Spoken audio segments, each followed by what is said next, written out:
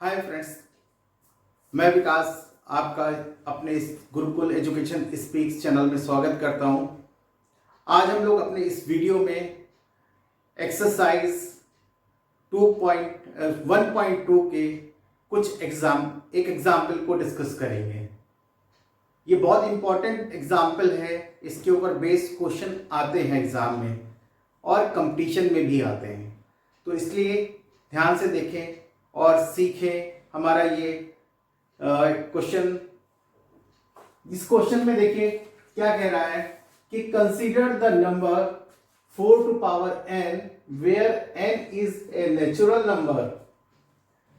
Check whether there is any value of n for which 4 to power n ends with 0. Right? तो कोई भी number जब 0 पे and होता है, उसकी यूनिट डिजिट क्या होगी?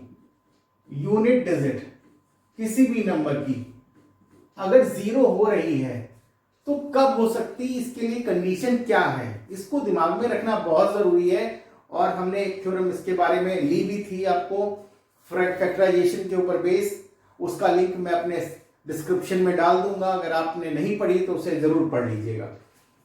जब भी कभी कहीं 0 प्रोड्यूस होता है तो ध्यान रखिए वहां पर there should be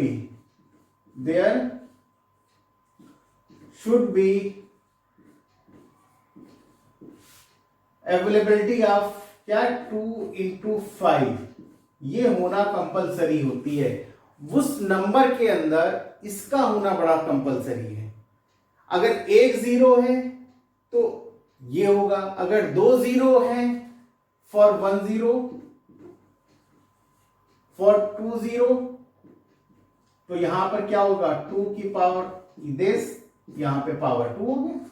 ठीक है, तो जितने 0 बढ़ाने हो वहां पर उतने फैक्टराइजेशन करते रहना पड़ेगा। तो अब हम बात करते हैं, हमको क्वेश्चन दिया गया है, थ्योरम दी गई है या क्वेश्चन दिया गया है कि ये 4 की पावर n है।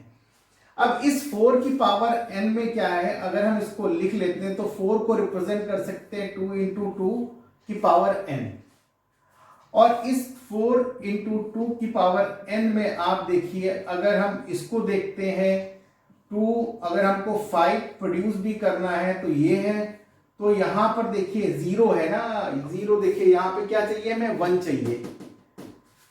यहां पे कितने, एक 0 लाने के लिए कितना चाहिए, क्योंकि कह रहा है एंड्स विद 0, ये नहीं पूछा कितने 0, हमने मान लिया कि एक ही 0 है, तो एक ही 0 लाने के लिए कम से कम क्या फैक्टराइजेशन होना चाहिए, ये।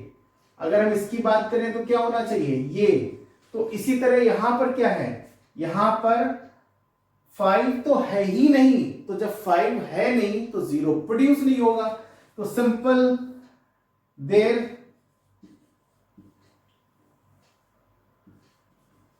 इज 5 की power n is absent,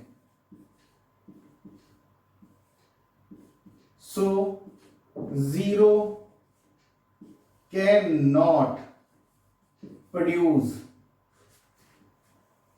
cannot की जगह क्या, could not produce at end of 4 की पावर n। ये बच्चों समझ में आया आपको? बहुत सिंपल क्वेश्चन था, लेकिन इसके ऊपर बेस बहुत सारे क्वेश्चन होते हैं। कभी कभी ऐसे क्वेश्चन पूछ देते हैं कि आपको एक नंबर दे दिया जाएगा कि 2 की पावर 3, 5 की पावर 5, 7 की पावर 7 या 2, आपसे पूछेगा बताओ how many numbers of 0 would be available at the end. तो ध्यान रखिए इनमें से जो भी मिनिमम हो उतने ही 0 होंगे। तो क्या है मिनिमम 3, ये कितना 5, तो 3 इज लेस देन 5 मीन्स क्या होगा कि इस नंबर के एंड में कितने 0 होंगे, 1 2 3, ये आपका आंसर हो जाएगा। तो इस तरीके से आप एंड में कितने 0 होंगे ये आप बता सकते हैं।